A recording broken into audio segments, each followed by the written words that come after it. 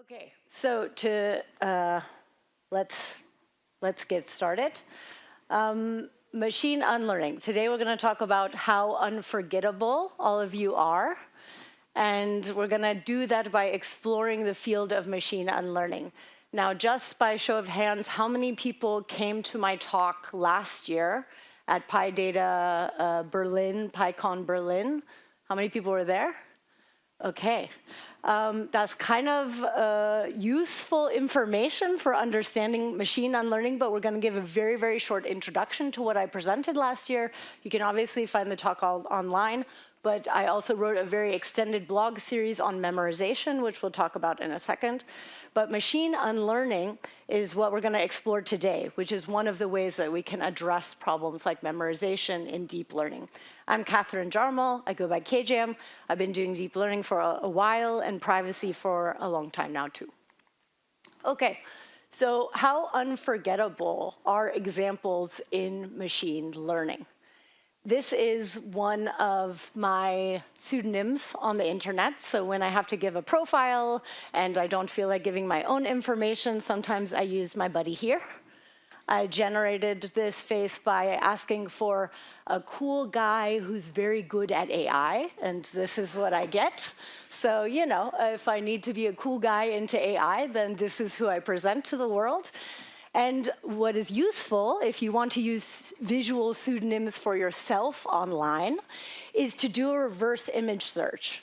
So when I reverse image search my cool guy profile, I get glasses models. I get other people using pseudonyms. This is from some Russian hacker forums. So I get cool other people into security and privacy. And I get other glasses models. Why do I get so many glasses models? Any ideas? Glasses look smart, right? We have a bias there in our training data. Why are they like this rugged, half-shaven look, you know, all of this type of thing? Does that have anything to do with being cool and smart in AI? Probably not, right?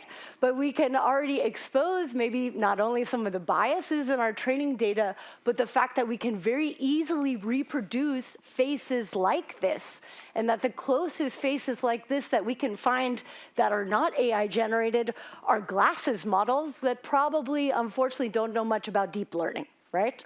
So perhaps maybe in the future we want to unlearn this, and we'd like to represent better what cool guys who are into AI look like. Probably more like people in this room, right? Which may or may not wear glasses, which may or may not have different skin colors, different hair colors, different hairstyles, different beard styles or no beard styles, right? Might have different outfits. And so when we think about what we're trying to learn, when we think about unlearning or forgetting, we're also talking about what we're actually learning. And I think that's a useful exercise. So I'm going to give you the super TLDR of my talk last year. There's a blog series that I also have on it on deep diving into deep learning memorization, or how we define memorization in deep learning. How does it happen? Why does it happen? Well, one of the things that we memorize is common examples. If you have a famous person, or if you have a famous piece of text, or if you have a famous song or something like this, this will most likely be learned. And by learned, I mean verbatim able to repeat, or per pixel able to repeat. Now, in a lot of ways, this is what we want to do. This is what we want to learn, right? This is the goal of our machine learning system. But it's important to know that these common examples are there. We also have novel examples. So particularly what we might call complex examples in information theory. This means these are outliers. These are kind of people that are not in the norm. These are sometimes personal data as extracted from ChatGPT. These are things that, for a variety of reasons of how we train machine learning models, particularly very large deep learning models, these are artifacts of the training process, because we reward the model when it sees something kind of similar to this in the future. It's worthwhile using some parameter space to store that information. This all goes back to information theory, if you remember that from your uni studying years. And finally, why does this happen? Well, we used to have this nice divide, we'll talk about it in a second, between overfitting, which prevented memorization and generalization. But now, with over-parameterized models, we can do both. In fact, it is actually useful for us to do both. Because of the information that we get from these novel examples, plus the common examples, we can both have enough parameter space that we both generalize well, we learn common things, and then we also can learn and store uncommon things in the chance that later this information will be useful for us. And here we have an example of text completion where green means the text is exactly matches the training data, and you can't see it, but it's 6 billion, 2.7 billion, 1.3 billion parameters. And you can see the distinguishing remarks there. So who cares? Katharine, you just said like memorizing data is useful for learning. This is something that we need to do when we build large scale, especially general purpose deep learning systems. Why do we care if data is memorized? Anybody? Privacy, thank you. Thank you. That's what we're going to talk about for a little bit of this talk. When we memorize sensitive data, we expose those people to what we call privacy attacks on machine learning systems. We're just going to talk about a few of them today. There's many more. But today we're going to talk about two of the main ones that are relevant for machine unlearning. And the first is a membership inference attack. So we have a model. It doesn't matter if we have access to the underlying weights or not. We have just a model. We have a target example, or we have an idea of a target example. We don't even have to have a fully formed idea of this. We could do something near what we think, and we could move closer. And this target example, we want to determine, this is us as the data scientist or machine learning hacker. And what we want to do is we want to use the query to determine whether the model has seen the target example or not. Was the target example in the training data or not? And we do this actually by training. The best way to do this is we actually train a discriminator here that we can use locally to predict if the target example is in the training data set or not. And we can actually do this with fairly good accuracy and high fidelity. How do we do this? This is now called an MIA distributor, or there's different varieties of Lyra attacks and other things you can read about. But we basically take the training data, our own training data. We take training data that we think is similar to the training data of the model. It doesn't actually have to overlap. It just should be in the same domain space. We shard it. We randomize it into subsets, but we retain the information about those subsets. Then we train some shadow models. Because of the properties of transfer learning, these can even be smaller deep learning architectures. They don't have to perfectly match the architecture of our target model, but of course, the closer that we can get, the better. And then we take essentially the logits or the outputs or both of these models, and then we store them. And the information and the labels that we store with them is whether certain examples that we want to now train for are in or out of the training data. And then we essentially train our discriminator with that information, whether the example was in training, out of training, and with this as the sole feature space. So now we have this feature space of the model outputs that we can then use to determine whether an example was in or not. Why does this matter? Why does it matter if I can determine whether your data was in the training data or not? Is there any risk for you for me knowing whether your data was trained upon?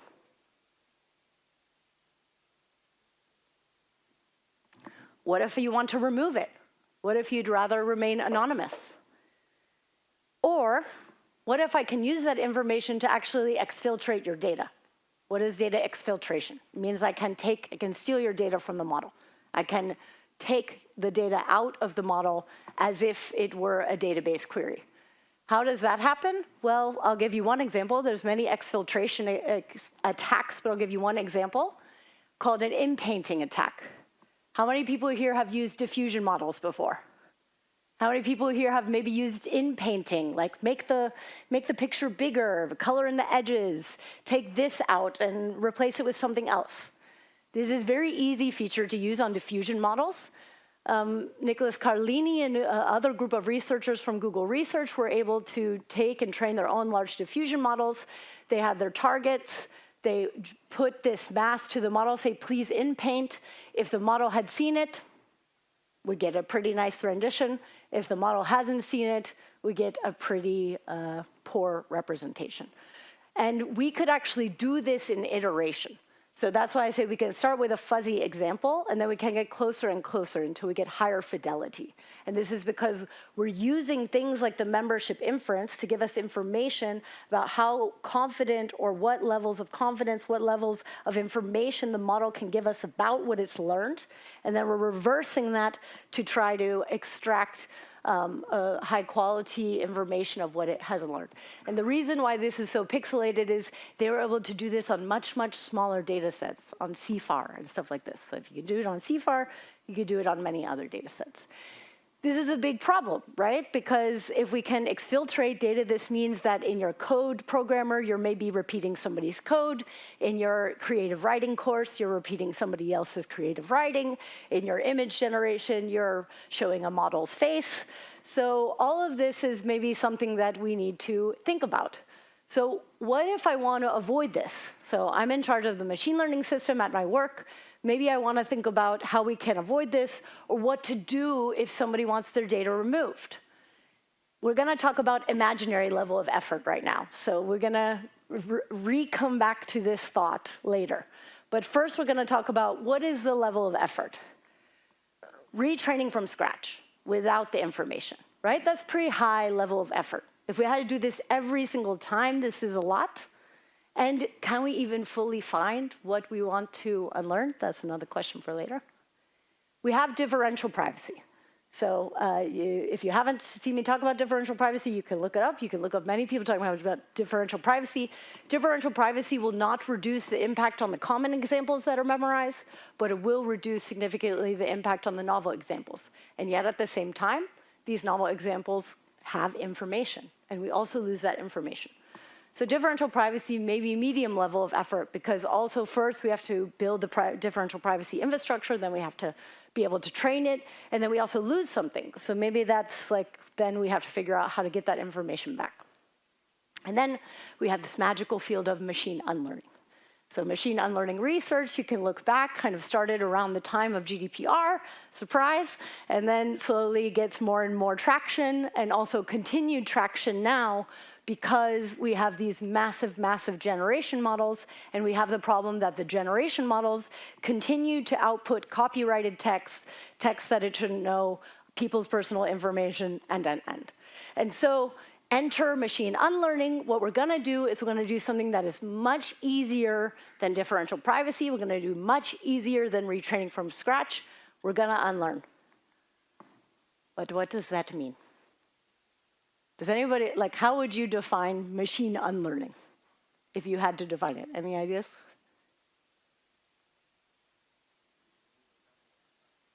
Yeah, just like remove the sample. So maybe that's good enough. Okay, we'll start with that example.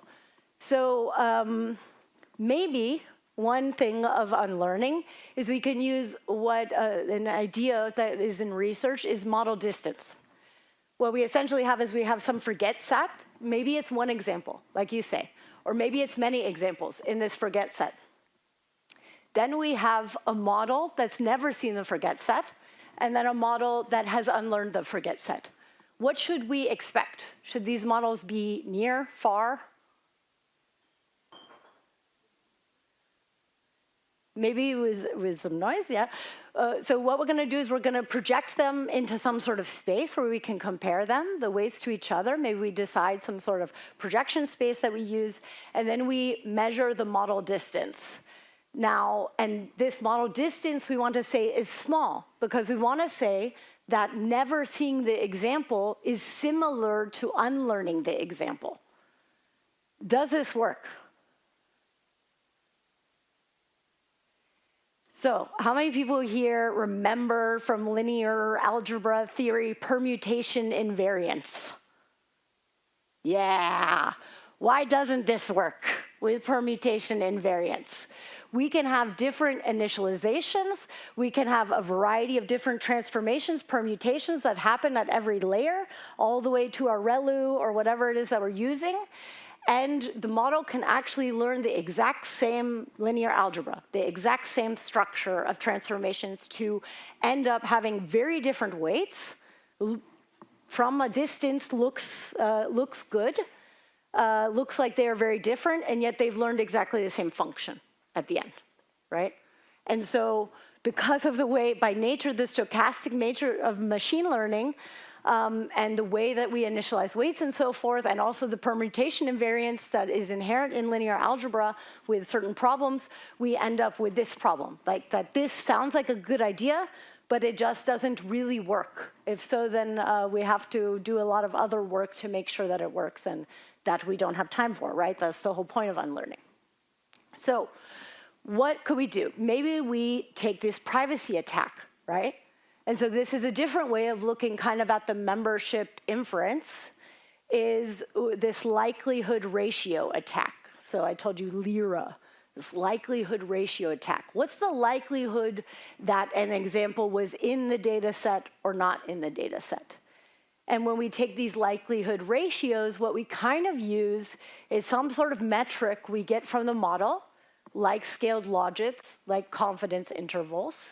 And we try to discern, was the example in or out, based on these outputs. And to do so, we make some sort of hypothesis line. We can use Bayesian reasoning, we can use machine learning, we can use any number of things to decide to learn where we draw this line. And unlearning developed their own unlearning LIRA, so likelihood ratio attack. And essentially, your goal is then to decide, what is the model that never saw the example outputs versus what is the model that unlearned the example or examples outputs? And you have to kind of take these distributions and you want to try to separate them. If you can separate them easily with little overlap, that means we're leaking a lot of privacy, right? We're leaking a lot of information between the unlearned and the learned model. It's hard for you to do, if your hypothesis line actually ends up getting a lot of, let's say, false positives or false negatives, then we have succeeded in building a response that is almost like we never learned the information, which is our goal, right? So maybe this is a cool metric that we can use. Maybe we can start to look at these responses and have a measurable attack ratio on forget set examples. But we also need to take into account that this will be different on different examples. So if we average this across many examples, there are maybe some examples that are easier to unlearn and more unforgettable examples that are harder to unlearn, particularly complex or novel examples. Or we could just define it a totally different way. So if we don't want to make it repeatable, if we don't want to make it so that it's generic and works on every deep learning model, we could zoom into the task space. What are we trying to do?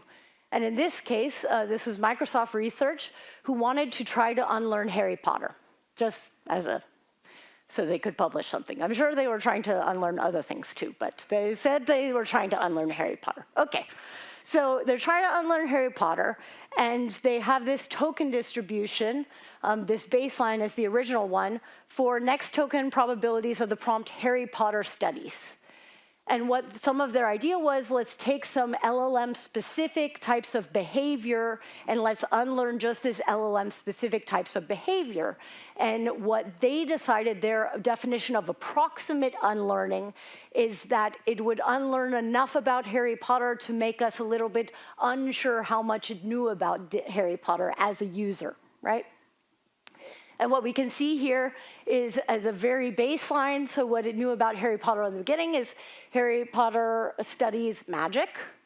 And at the end, it says Harry Potter studies the, or Harry Potter studies law, right? So, and this is after like 20 steps, 40 steps, all the way to 120 steps. We can see the distribution of probabilities in kind of the most likely next tokens, right?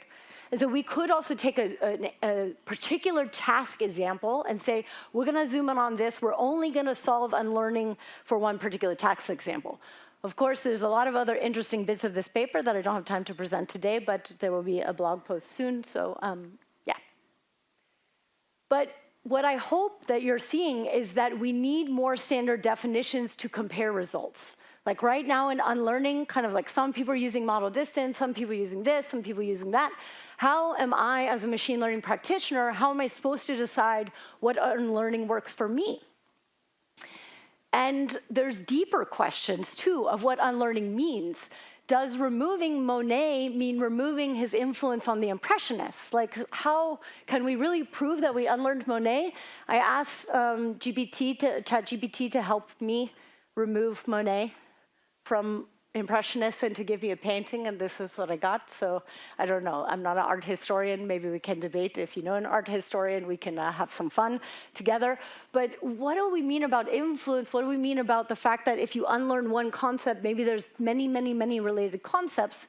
And there's many things, if we study information theory, which I think we should probably study more often than we do, we also understand that when I first learn something, I learn more information than when I learn it the second and third and fourth time. And also, when I learn about one concept, it can teach me about other concepts, right? So information is inherently linked. That's what we're trying to do with deep learning. And so it starts to become difficult if we take away one example. What information do we remove from others? And also, what do we retain still of that initial information? And in a related problem, if we remove just, let's say, copyrighted photos or something like this, it doesn't actually remove that information. That information can come from other places. If we remove Batman, it doesn't mean that people aren't going to be cosplaying as Batman in our training data set. So what does that mean? It's even a non-trivial problem to find duplicates and near duplicates. So these are all kind of like problems that are related that we have to define if we want to define unlearning. But we're going to move on, because we're not going to solve the problem of unlearning definitions today. So I want to show you what is happening in unlearning research. How can we actually unlearn? Well, one is to actually change the training. And so we have this approach that I'm going to show now called CISA unlearning, but many approaches kind of build on this idea. And CISA unlearning says, essentially, shard your data. Then train your models. Each model has only seen a shard of data. Then you use inference aggregation, some sort of mixture of experts, we like to call them now, some sort of inference aggregation to take in inputs from the many models. And what you can do as you train is you can actually also make checkpoints, and you can introduce the epochs in a way that they're more structured, and therefore you know when the data was first seen and when it was last seen. And this might help you roll back, so to speak, a particular model. So this means worst case scenario, you have to retrain one of these models from scratch, but you don't have to retrain all of the models from scratch. Then other worst case scenario is like, or the next worst is you can roll back to a checkpoint and then train from there. So these are things, this is one way to change the training. Another way is to use gradient-based approaches. So normally, we try to descend the gradient, right? Normally, we go in the inverse. But what if we took the forget set and we actually just gradient ascended? We follow the gradient. What, any problems, any thoughts? What could go wrong? Yes. Yeah, we could forget like really important information that we need. We could never be able to draw a cool guy who knows about AI again, right? And then I wouldn't have any good pseudonyms online. So we maybe don't want to do that. So we can take our forget set and we can take a retain set that we pick, right? And this is now level of effort is growing, right? Because we must be a little bit clever with how we pick the retain set. Probably same class or nearby or in generative, it should be similar enough in information. And we do DPO, direct preference optimization, or we do some combination of maximization for the forget, loss minimization for the retain. And we hope that in the outcome we have retained enough information that we still know what cool guy with AI is, but maybe this time he doesn't have glasses, right? And then another idea, because this, of course, starts to add a bunch of extra work to pick a good retained data set, is to take the forget set and to then move it towards some sort of pseudonym. So we take pseudo labels, or we take generic labels, or we take pseudo classes or generic classes, and we try to optimize the forget set towards these pseudo classes. So unlearn the original data, push it towards some sort of generic definition. And this, as you can imagine, works for some problems well and other problems not as well. And my question is, does it scale? So what if you get, so all this fine-tuning, you're putting in all this effort, maybe you have to make retained sets, maybe you have to introduce new types of preference optimization for your workflow. What if you get 100 delete requests a week? That means you're gonna have to be doing this fine-tuning training, then you're gonna have to be testing, did we actually unlearn what we wanted? Then you deploy, then you get the next week of requests, right? So this is actually a lot of compute time. What if your data expires about every 6 months and you're actually already retraining models every 6 months? Then you're already retraining. It doesn't even make sense, right? And this has to do with your data retention periods, which hopefully you know about. And my question when I read this research is, who has the actual know-how to do privacy auditing at scale? Like, there's not a lot of good libraries for this that are automatic. There's a lot of domain-specific knowledge that happens. So who can run this operational infrastructure in any manner of scale, even though we haven't even fully defined what unlearning is? And would you be able to even test for memorization and prove that it is or isn't happening? Like, have you yourself run your own Lyra attack? Probably not, and it's not your fault. It's that it's not set up to do it this way. And the other problem that we have is unlearning actually hasn't been a very holistic field of research. So unlearning methods that we have today actually leak other privacy attacks. If I can take a model, and it is different by one example, you've unlearned one example, like we did, then I can actually reconstruct pretty well the gradient of that example, and then I can reconstruct the data pretty well. That's actually the exact same way what was called back in the day a model inversion attack works. So this is, for example, a very similar type of attack that basically just tries to optimize the gradient for a particular target class. And also unlearning, if done inappropriately, leaves all these weird artifacts in your confidence and your outputs.